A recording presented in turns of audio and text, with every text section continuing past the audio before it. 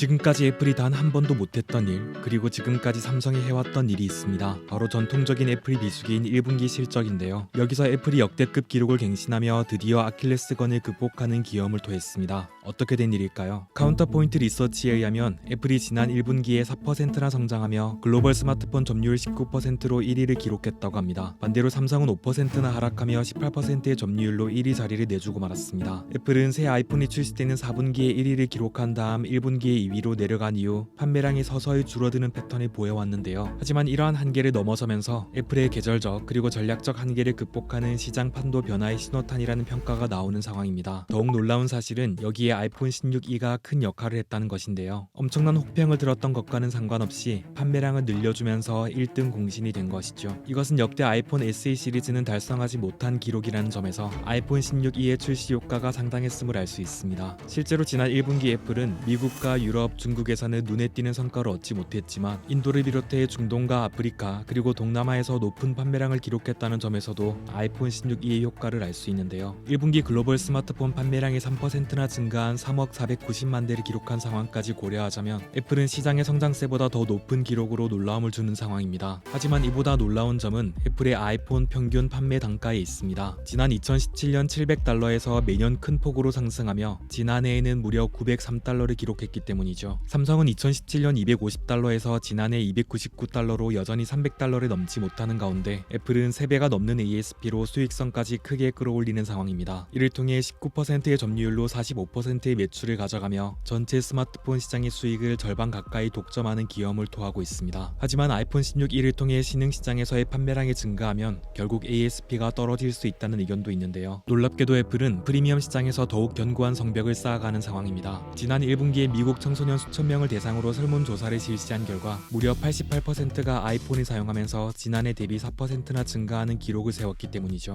이 수치는 10년 전인 2015년의 66%와 비교해서 무려 22%나 증가한 기록적인 결과로 90%에 달하는 청소년이 아이폰을 사용하고 있음을 보여주고 있습니다. 심지어 차기 폰으로 88%가 아이폰을 구입할 예정이며 이 가운데 25%는 아이폰 17 시리즈를 구입할 것이라고 응답하면서 견고한 소비층으로 굳어지는 상황인데요. 아이폰 16E가 애플 생태계를 경험하게 해줄 새로운 소비층을 넓혀주는 데 더해 시간이 지나면서 프리미엄 모델로 넘어가는 징검다리 역할까지 하면서 판매량과 수익성까지 모두 확보할 것으로 전망되고 있습니다. 그 사이 삼성은 매년 점유율이 하락세를 보이며 중국 제조사들에게 밀려나는 양상을 보이고 있는데요. 샤오미와 비보가 삼성보다 훨씬 저렴한 가성비 모델로 5에서 6%의 성장세를 기록하며 중저가 시장을 휩쓸고 있기 때문입니다. 실제 IDC와 카운터포인트 리서치 등 다양한 시장 조사 기관에 의하면 삼성의 스마트폰 라인업 가운데 A 시리즈의 비중이 몇 년간 점진적으로 감소하는 추세를 보이고 있습니다. 하지만 A 시리즈를 구입하던 소비자들의 구매력이 갑자기 높아져서 S 시리즈를 구입하는 것이 아니라 더 저렴한 중국 제조사를 선택하면서 판매량이 줄어드는 것으로 우려를 더하는 것이죠. 물론 S 시리즈의 판매량이 늘어난 데다 울트라 모델의 비중이 증가하면서 수익성 개선에는 성공하고 있지만 전체 판매량이 뒷걸음질을 치는 것은 해결해야 하는 과제일 수밖에 없습니다. 분명 다른 시장 조사 기관인 IDC와 옴디아에서는 1분기 점유율을 카운터포인트 리서치와 다르게 삼성을 1등으로 애플은 2등으로 잠정 추산하고 있다는 점을 기억할 필요도 있습니다. 조사 방식에 따라 약간의 편차를 보일 수 있다는 것이죠. 그럼에도 애플이 전통적인 비수기인 1분기에 놀라운 성장세를 기록했다는 점과 삼성의 중저가 라인업의 판매량이 하락세를 보인다는 점은 큰 의미를 지니고 있는데요. 말도 안 되는 스펙과 가격으로 출시해도 지갑을 열어주는 아이폰 소비자가 존재한다는 것과 가능하다면 더 저렴한 모델을 구입하려는 소비자들을 붙잡아야 하는 삼성의 과제가 남아있다는 것을 보여줬기 때문입니다. 과연 애플이 신흥시장에서의 브랜드 파워와 새로운 중저가 모델을 활용한 전략으로 비수기 없는 모든 분기 1위를 기록할 수 있을지 이목이 집중되고 있는데요. 더욱 치열해지는 경쟁 속에서 판매량을 확보해야 하는 삼성의 해법은 무엇일지, 애플의 브랜드 파워가 관세 이슈를 넘어설 수 있을지 관심을 가지고 지켜봐야겠습니다. 이상 맥가이버였습니다.